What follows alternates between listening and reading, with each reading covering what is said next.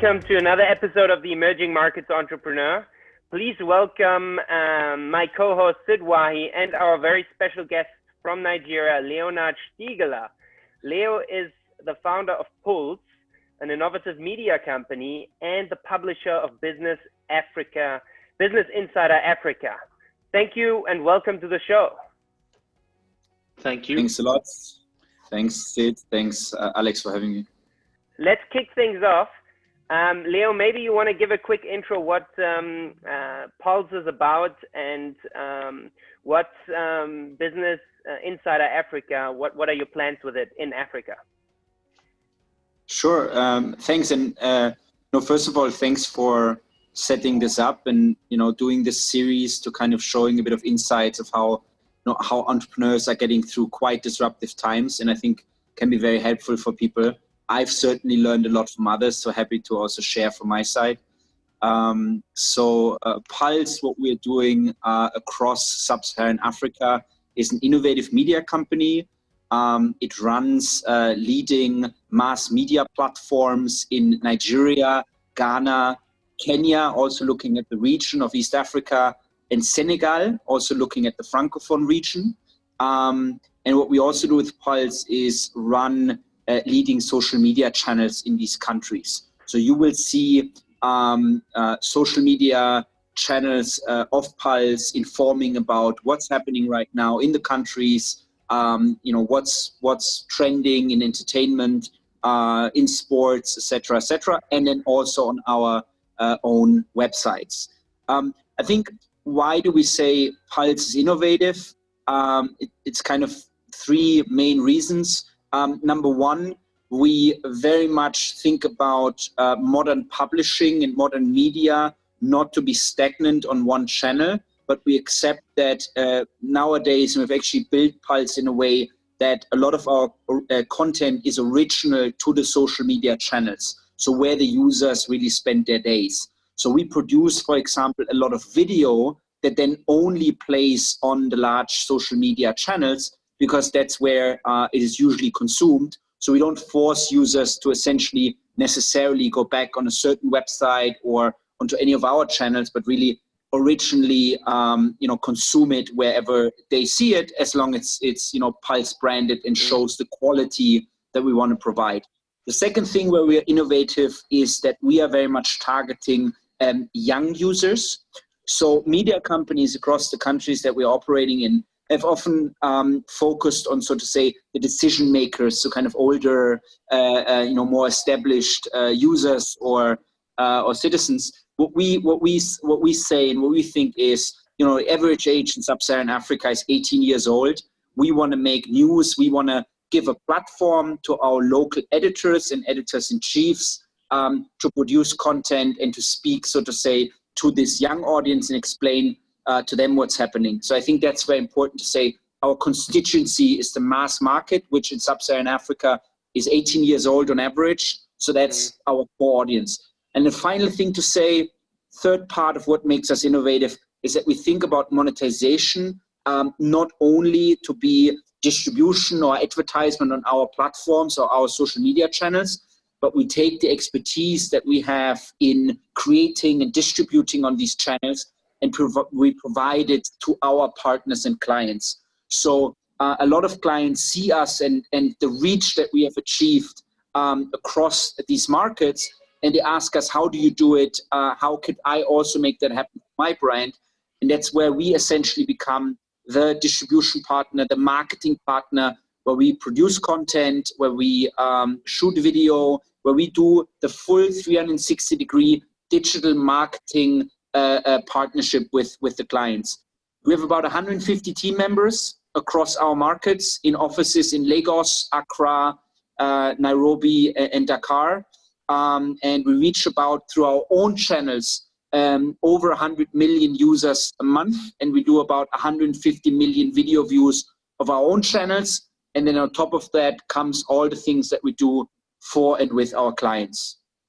So far on Pulse, what we did in July is we launched in a license with Business Insider, the leading global business publication online. we launched Business Insider Africa as a Pan-African business publication online, with the conviction that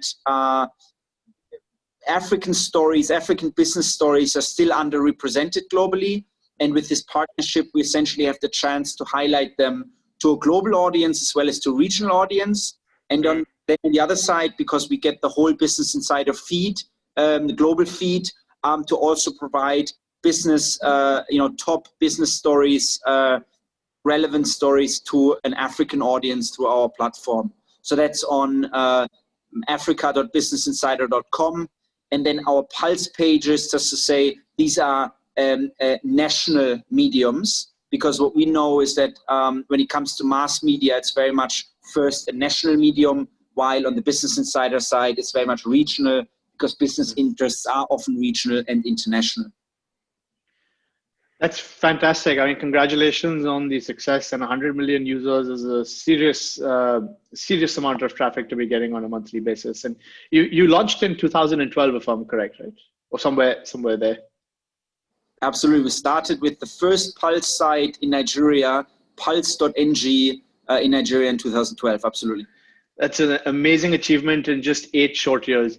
So tell me, on the show, we've been talking a lot about the challenges that entrepreneurs and businesses have faced during COVID. What I have seen, though, is that media companies, particularly digital media companies, have seen an inverse reaction. They've actually seen an increase in consumption. Tell me a little bit about what you've seen since March this year. I mean, I think, as you said, it's it, right? What we have seen is the importance of media as a guide, as an information platform. So I can say from our experience and some insight across all of our markets, we've seen an increase in traffic onto our own platforms, big interest in what we provide in terms of video and explainers on social media. But at the same time, uncertainty, macroeconomic downtrends have definitely led to advertising being reduced by clients, and some hesitation. So I think disruption also leads to, often from big advertisers to agencies and all other players, it first leads to hesitation, questioning, and stoppage. So you've seen a lot of phone calls unreturned, a lot of okay, let's wait and see, and then let's come back to it. And I think maybe one trend that's quite interesting that I would say is disruption and hesitation also leads to more disruption. So you know this, Sid, in the advertising media industry. A big topic was that there were international companies that questioned whether they would still be spending on Facebook as a provider. So kind of this boycott that came up in the middle of the year. Definitely something that was, so to say, easier to understand by generally there being disruption. So by advertisers already saying, hey, we're stopping, then they are questioning other things that they've always done. Now, a lot of that is kind of going back, so to say, to normal. But I would say that what we have seen is disruption breeding more disruption. There's also opportunities in that we might be able to talk about. But in general, this inverse relationship between the importance of media and higher traffic, but at the same time, reduced advertising spends, absolutely what we've seen as well. Yeah, it's an interesting paradox. Before we come to the opportunities, let's stay on challenges for a second. What have been some of the challenges that you've experienced in publishing these national brands in the 4 markets you've mentioned? And then maybe you could also think a little bit about the challenges that you've seen over the last 4 months during COVID, outside of revenue and advertiser hesitation. Yeah, absolutely. I mean, if we take it back to March, where quite quickly with news coming from Europe and before that, obviously from Asia, and then a bit later from the US, that companies were and countries were essentially going into lockdowns and telling people, let's not gather anymore, and again, companies reacting to this and accordingly changing their rules of how people could meet. and Africa kind of quite quickly in all of our markets going in a similar direction, we very quickly in our offices had to go to a home office situation. Now, when you think about home office in Europe, you often think about, okay, how do we make it work organizationally that people can still work together online? In a country like Nigeria, there is the question around how will we be able to provide and make sure that we have electricity at home in all times? Because in Nigeria, Lagos area, where we mostly have our 80 employees that we have in Lagos, and during the day when people are in the offices, they usually wouldn't run their generators, which is what a lot of the electricity provision here is individually done per house. So that's, kind of one additional operational challenge you have to think about. The same thing with internet. Before we started this broadcast right now, we had some challenges here. I'm right now in Lagos. I have been since March. We had some challenges with internet. So kind of stable internet and making sure, we are a fully digital business to be able to just operationally run. That was definitely an additional challenge that we have kind of had and seen. So once you kind of have that figured out, and for example, what we went into is to essentially pay for additional electricity that was necessary to be run, kind of in a distributed way in the houses, and then also think about provisions for internet. Once you have that figured out, I think another challenge is definitely to think about how do you make sure that you still have a cohesive company that works together on a daily basis, that interacts, that is vibrant. As a media company, we live a lot from the interaction between the editors that work together, but also on our marketing side by marketers interacting on client accounts. So we did a lot of things on just trying to make sure digitally that we're still connected. And that was definitely a challenge in the beginning. And we tried out different things. And we saw, for example, that for us, the always used WhatsApp was a much better solution than, so to say, more complicated software as a service team models that are kind of built for work interaction. For us, WhatsApp has worked really well, and we have WhatsApp groups kind of working really well in kind of our coordination. Just a very practical insight, I think. And those are WhatsApp groups that are both for just real work and then also interacting. So we did, for example, one WhatsApp group across all countries that's called a Pulse breakout room. So in that room, it's strictly non-business actually. So it's trying to kind of mimic the normal interactions that you would have, let's say, around the water cooler in the office or at lunch. And just to share kind of like funny videos and funny things that are happening in the day-to-day lives to also create this cohesiveness on a personal level. One thing that I would say that has then become a great opportunity is by being digital within one country, we have been able to even grow closer together as a company across countries. So we have built, WhatsApp groups that also go across countries within one function. So we have, for example, groups that talk about marketing across all markets, around editorial and so forth. And I don't know if this is an experience that you had, but by the fact that, nobody was physically anymore, we were able to make people that usually don't meet feel much closer to each other on the digital level. So I think this is definitely, a challenge that we kind of used to create more cohesiveness across all markets. So no downturns, basically, from your side, Leo, on this end. You haven't seen any downturns. When you say downturn, so we've definitely seen so on the economic side. No, I mean downturns. Sorry, downturns in the sense of negative aspects that the employees or your team is feeling. Because what I've seen, and we've talked about this a lot with other guests as well, is it really depends on the personality. The one person is like super productive and the other person is actually lonely and doesn't know how to react to it, and that obviously brings new leadership challenges. Yeah, I mean, look, on individual levels, of course, reacting to when employees and team members kind of feel lost or they don't know what's going on, and then very active management of our HR. So big thanks to our HR teams in each market and also kind of our international HR reacting to that, but then also bringing them, so to say, into these set up systems that we have created. That I would say definitely helped, and I would say was generally taken as very positive, and so to say, I think that the spirit is very positive. But of course, Alex, on individual levels, sometimes you can't avoid feeling a little bit lost sometimes when so many things change. But I think then it's about a good reaction, and then showing a clear frameworks and clear help that is being provided.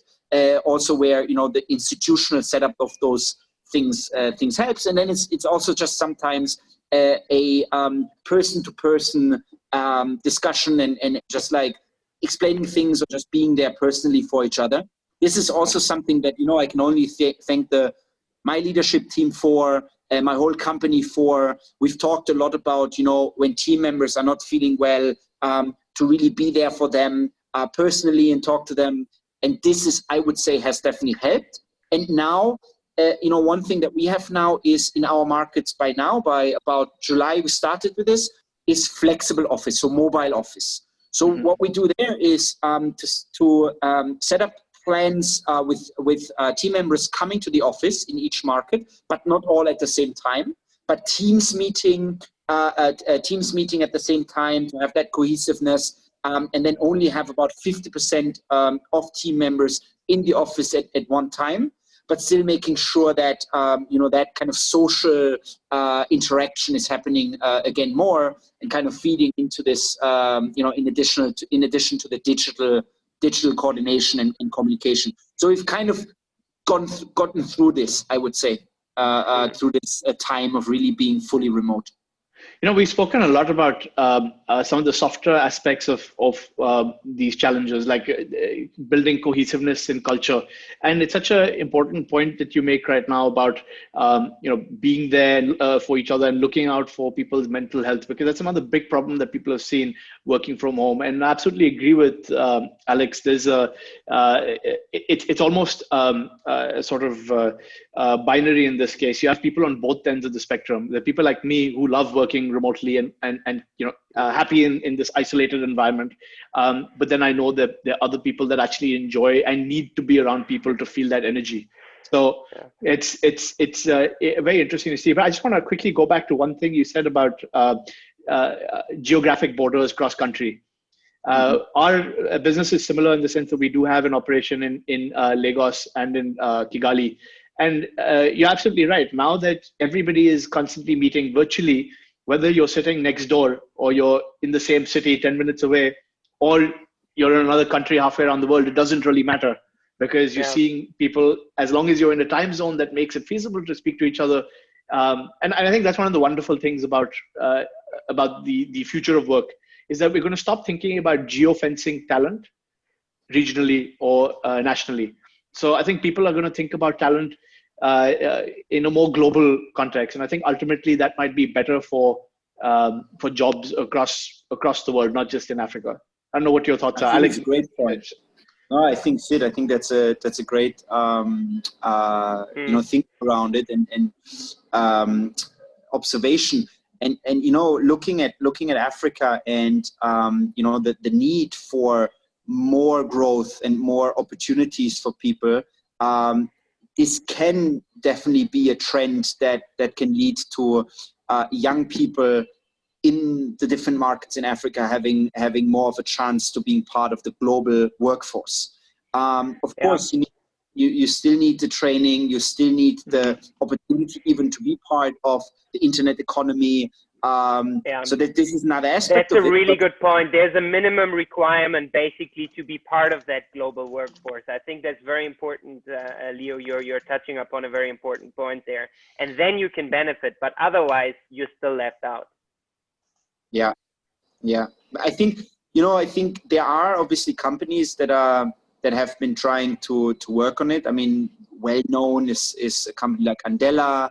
There is a company in another company in Nigeria called Decathlon, and others that are going in this direction of saying, hey, talent is normally distributed, meaning across markets. There are extremely smart people, and just many of them and talented people, and just many of them don't have the access. So they're trying to upskill and then bring them into this workforce. I think it's definitely a chance, more of a chance now than it was before, where it was seen like, oh no, but you have to be with us here in Seattle or in San Francisco. It's a chance. I love people working on making that chance more of a reality. Yeah. No, I think also it makes it a great catalyst for education potentially in countries like South Africa, and actually putting a little bit of a global pressure on the labor market, which I think would really benefit some policy making going forward as well. I think so too, because if you look at what's happening in South Africa today, there is a hesitation to allow foreign workers to come into the country, and and Alex, I know you've also had trouble getting residence permits. I've gone through the same issue in South Africa, and it's largely a protectionist policy to make sure that the already high unemployment levels in South Africa come down. But that's not the right way to approach it. And I think when the internet and digital technologies in general are a global cross-border technologies, so it doesn't prevent the free flow of labor if it's being delivered over the internet, and skills if it's being delivered over the internet. And I think that is going to force policymakers to change how they view traditional working and visas. I think the world is going to open up as a result of that. I don't know if you agree or disagree with that sentiment. I would, I'm for everything that creates more opportunity within African markets, and if this is pushing this, and I do believe what you highlighted, that softening of where you are versus what you can do is definitely something that's going to help Africa. And African markets, and there's so many eager people, so many young people that want to succeed, and they have issues obviously getting to other markets to upskill themselves, and being able to compete on a global market. I think a lot of developers, a lot of graphic designers, a lot of marketers are gonna have some good new competition coming from Nigeria, Ghana, Senegal, Rwanda, all of these places, South Africa, and I think that's a good thing. Yeah. So I think your Pulse company is at a very interesting spot. It's like combining basically media, digital media, with an agency model, if I understand it correctly. And you're combining basically two different industry and building your company around that. So you're tapping into a lot of different industries, obviously, with this model. I guess from healthcare to finance, you've probably seen anything. What are sort of the main trends that you're seeing in particular industries, and where do you see particular opportunities for these, hustlers in these markets? So I would say, an overall trend, because we are very much in the digital industry, right? An overall trend is that across Africa, digitization is really becoming, the trend in most industries. So it might have started with kind of, social media and the kind of communication side of things, on smartphones that have been coming into the markets. But I think that kind of happened around the 2010, 2012 mark. And since then, obviously, penetration of mobile phones and cheaper internet across Africa has happened. What has happened since is in various different industries, kind of step by step, digitization really happening. So big one was fintech, and it's still happening. Things that you would hear about now have obviously been growing for many years, and so maybe the whispers that you're hearing in other industries now are actually already big changes that are happening. So I would say for young people, being in the digital industry, because this becomes very natural to young people. They've grown up with it. A lot of the decision makers now need to go onto executive MBA courses to learn how to do distribution on social media. I think a lot of young people have grown up with it, so they're very, it comes natural to them. So, and this is, I started with kind of after media and communication. Next elements were financial technology. So how to accept payments and how to access credit and how to do savings as an individual. All of that being done in a better way, digitally, faster, adapted to the new needs of how things are distributed via mobile, and mobile being distributed so widely. There had to be figured out a way, okay, how does the financial technology work on top of that? Or how does finance and banking work on top of that? And so financial technology has been growing because, again, it's easier to start something like this from scratch than trying to, have a huge company, huge bank that then tries to do fintech. Very difficult to make that happen. So much easier to say, we're going from scratch. And I think that you're seeing now in different industries. On top of fintech, now things are being built like, okay, how do I get around in a town, let's say, or how do I get logistics happening on top of that payment infrastructure? So there you saw the ride-hailing companies coming up, examples from Uganda to Nigeria to many other places, which are only really possible because the payment systems have been solved. And again, it's not a big logistics company here going into ride-hailing or going into motorbike delivery. It's usually upstarts because they are really flexible to understand, okay, what does the customer need, and I'm building for that rather than trying to make fit what I have onto those needs. So I think an often quote trend. But digitization and understanding, maybe in an industry that let's say you as a young person would be very interested in, what role does digitization play and what role can I play within that? That would be, for me, the biggest one. And where I also think that a lot of young people can add a lot of value through their experience, through their curiosity, and so forth. Let's talk a little bit about technology for a second, a little bit further on technology rather. So you've built a platform in 4 markets servicing 100 million users a month. Have you had any technological challenges? Where does your dev team sit? Are they local? Do you use people distributed globally? And have you had any challenges with that sort of thing? We were talking about internet right now and not being able to have a stable broadband link. How have you built a digital business in markets where you may have certain challenges? Yeah, it's a great question. I think we have made good experiences with a mix of those things. So to speak to us, we have a dev team sitting in Ghana. So it's essentially we're using one platform across countries where a lot of the building is being done in Ghana. And at the same time, we're using a core technology that was developed in Poland for Eastern Europe. And that's a publishing platform. And why do we do this? Because Eastern Europe is very well advanced when it comes to development and technology in general, but also specifically publishing and media, right?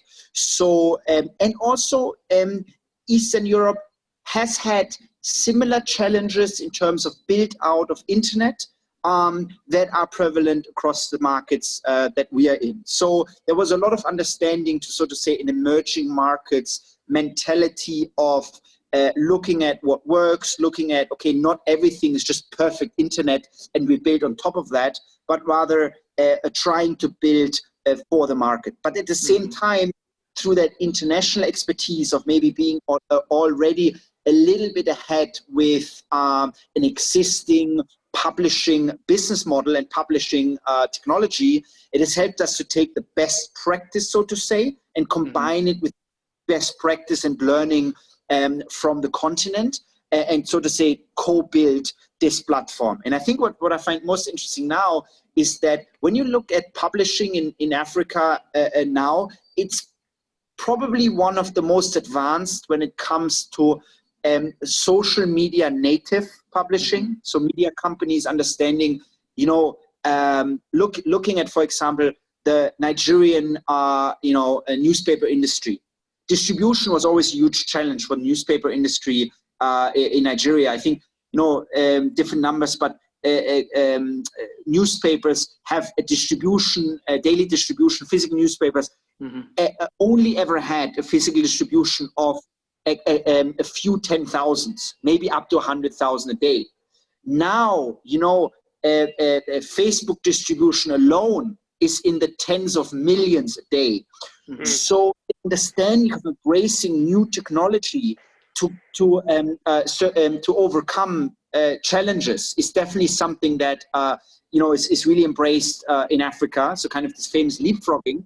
But what comes from that also is that you understand what you can do on those platforms and on digital much better than countries that have kind of been used to, this is how distribution works, and now we're trying some new things. If you're kind of really seeing the revolutionary aspect of things going better on digital, you're also becoming more of an expert. So I think what I'm getting to is we are seeing now a lot of interest actually from our colleagues and partners in different markets to tell them how to do what we do in their markets. And I think this is something that I would see as it's a beautiful thing. Of course, those things don't come without challenges, building a platform across markets and understanding different distribution channels, different things that are more important in Africa versus in other markets. But I think for that, you do need to have this local understanding and also local development. In our experience, nice to combine it with some international best practice that understand kind of emerging markets as well. That necessity is the mother of invention. And I love what you said, that you're actually taking what you've learned in Africa and exporting that learning to other markets. I think that's something that we all want to see more of. We are running out of time. So I think maybe if we have one last question, Alex, otherwise we should. 100%. So I think you're also an active angel investor. So maybe we can close off with that. Leo, what has changed in your investment approach? What are you seeing? What have investors not taken into consideration? What should they take into consideration more? And also entrepreneurs, how should they react to this crisis from an investor point of view? And one addition to that question, any successful investments you've made, what is that looking like right now? And what can we learn from that? Let me maybe try to combine all of these things with an example. So I was an early investor in a company in Nigeria called Paystack.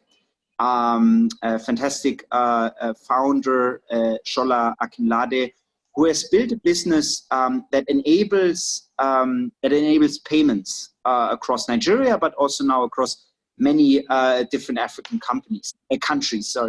And he was laser focused, and he is laser focused on enabling SMEs to do their business better and grow and participate in that through great technology solutions. So, as in other industry, when you look at the fact that Paystack definitely has users also in the airline industry, you might have a stream of business that is definitely affected, but at the same time, being an enabling factor for whole industry trends, which is digitization is happening, and for that online payments are an essential element to make this happen, has definitely served this company extremely well, and this company is doing extremely well. So I think this is a company where I would say it's probably a standout in its success, in its clarity about what it's doing. And that's, I would say, something that, when I look at investments, I would look at is, what does this company enable? Is this company also fit to go through a crisis, maybe even benefit from disruptions going forward? So this is maybe one, obviously didn't invest in it knowing that anything of the like would happen. But I definitely look at companies where I would say, is this a company that's resilient? Is this a company that rather benefits from change than completely be wiped out from it? And can I see trends that are happening going forward that this company would rather benefit from than slow down from? And that's probably something that I would say for investors to look at, not only in a crisis, but in general. But yeah, maybe something that comes to the forefront through a crisis that we're having at the moment. So how do you make sure as an entrepreneur that you're fit for change and fit for a crisis? I think it helps to have conversations such as this, and conversations with your teams and your people, about what they are seeing. So being fit, I think, is a lot about being able to see what's happening around you, rather than trying to have one stoic opinion. So I think being able to embrace a lot of different viewpoints, absorbing information, and then finding the right path for a company, I would say would make you fitter than just trying to stick to what you've always known. Fantastic. Well, Leo, thank you so much for your time. And Alex, thank you for co-hosting the show with me. Until next time, stay safe, everybody. And thanks once again.